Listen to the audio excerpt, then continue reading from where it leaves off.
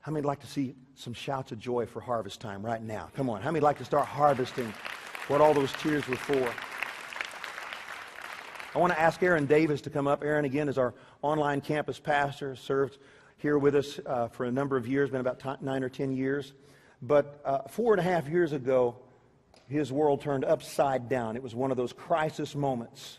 And would you let the Oasis family know about that moment and what's happened? Yeah, absolutely. I used to be a detective sergeant and a SWAT team member. Some of you may know that. Most of you probably don't. That was what I did. I was actually a minister and a cop, and it was just kind of an interesting paradigm. But yeah, I was a detective sergeant, and on one particular day, I got a call from a local church that also had a drug rehab program. They had a couple of guys that had broken out the night before and had done some things that they shouldn't have been doing. One adult, one juvenile, one 18, one 17-year-old, doing some things they shouldn't have done. And they caught them.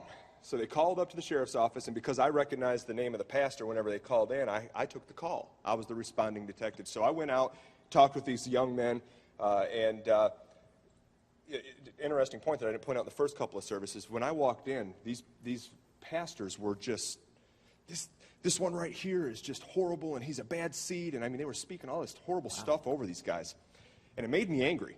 You know, I was always the guy that would reach out to these young people and try to bring them in. You know, I was the guy that when the gangbangers would, you know, have a death, one of the guys would get shot, I would go down into the hood and talk to them and ask them how they were doing. You know, and that was my reputation in my hometown as a police officer.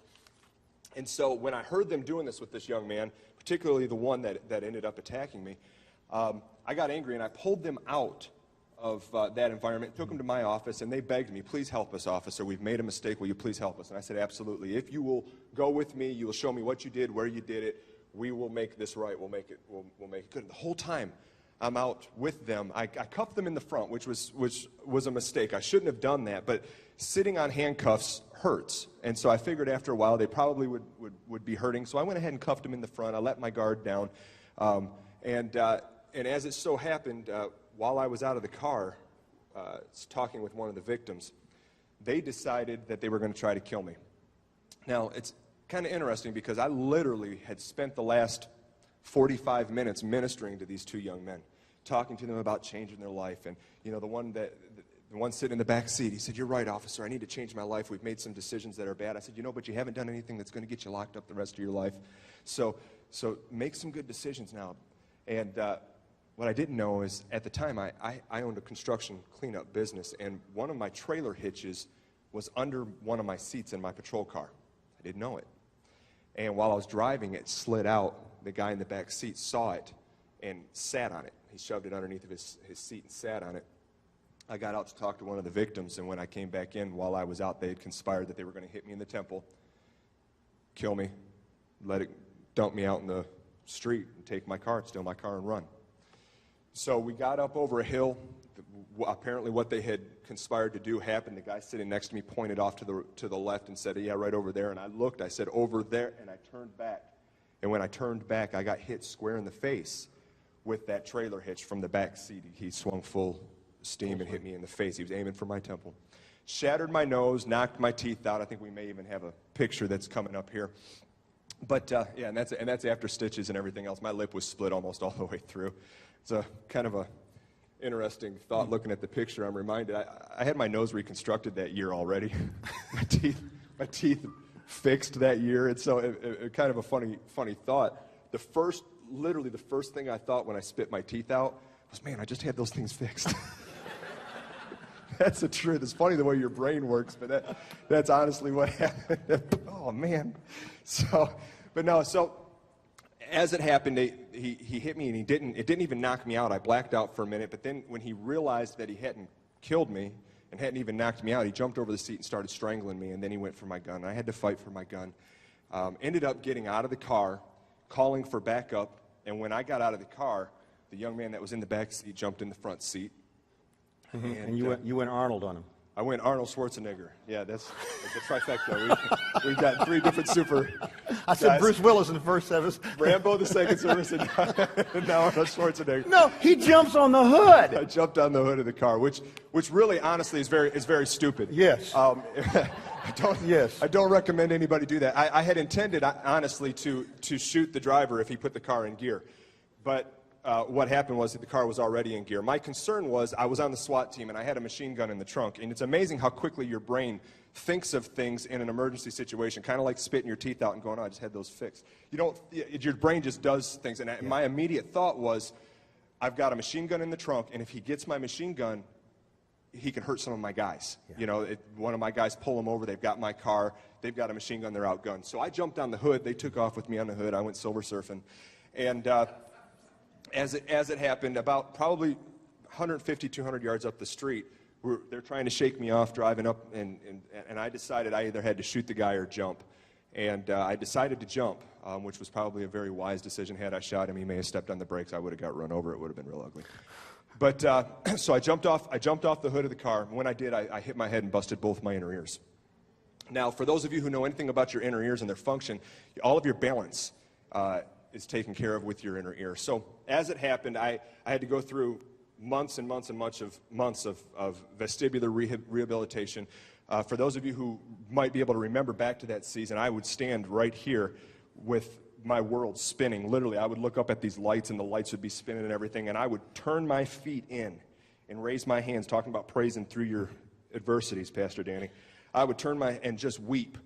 I didn't know. I mean, is this my reality? Is this my lifelong reality from here on out? And I was going to praise anyway, and I did.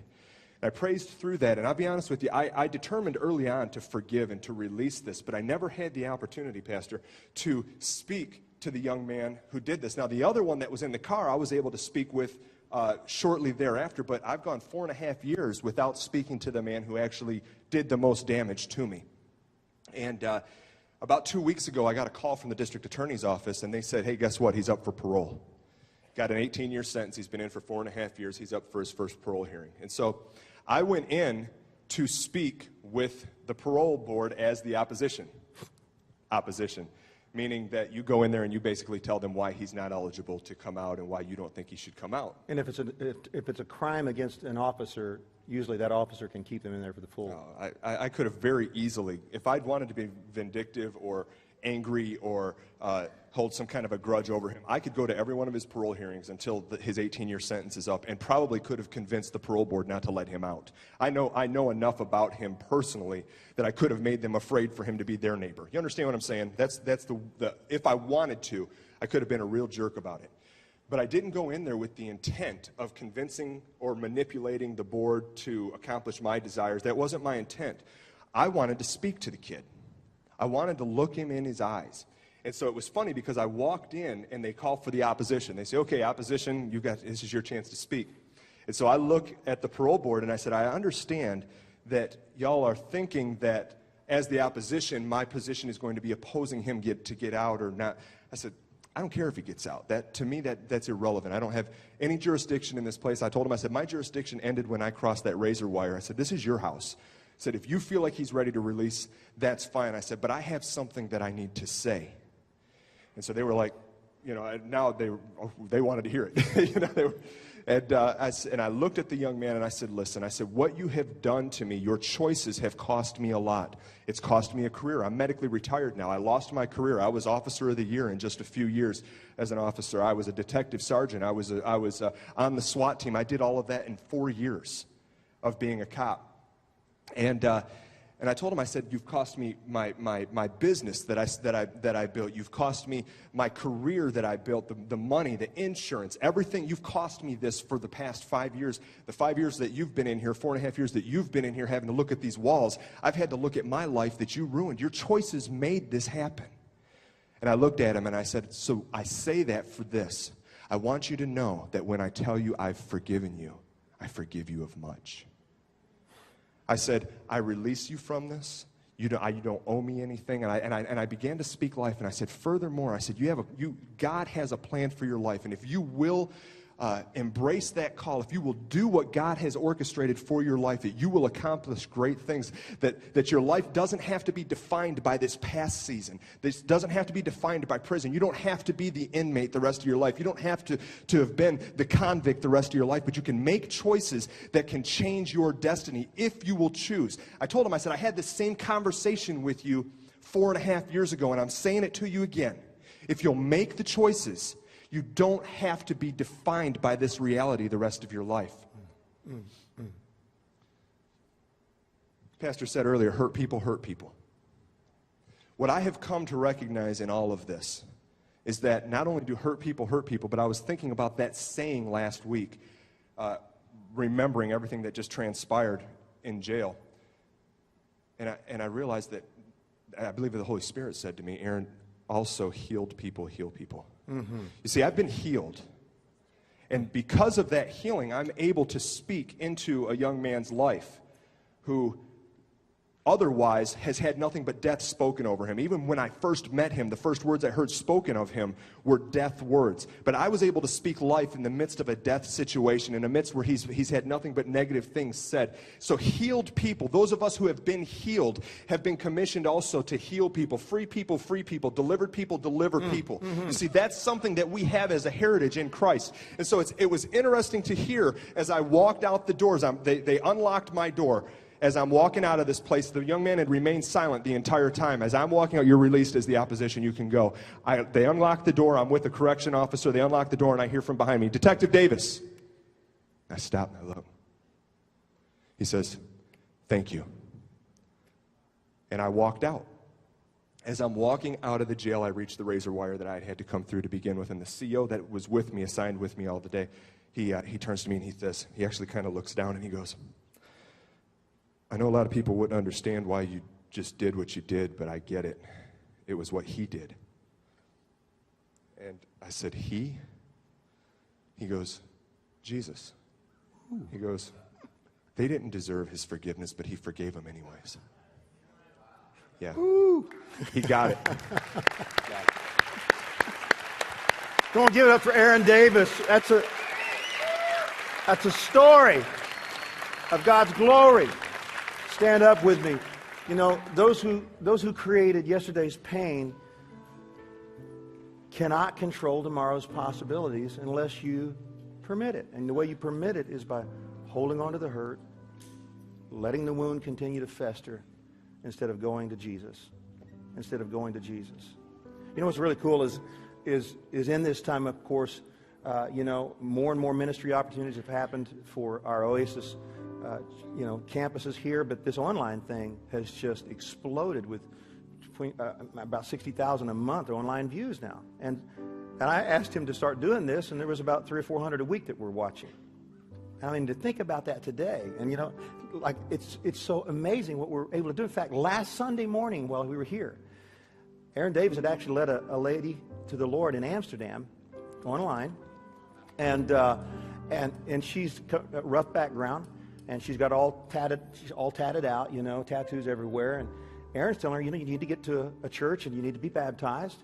And so she tries to go to a number of churches, and none of them would let her even in the church when they saw the tattoos. And so Aaron Davis said, Pastor Danny and I, we've actually talked about this scenario where there's people with no church. How are we going to do the baptisms? If they're calling us their home church, how are we going to do that online? And so last week, he set up a Ustream, Skype, something, and he said, all right, go to your bathroom, fill up your bathtub, and get in. And when I say in the name of the Father, the Son, and the Holy Ghost, you dunk your head under and come out. Come on. I love it.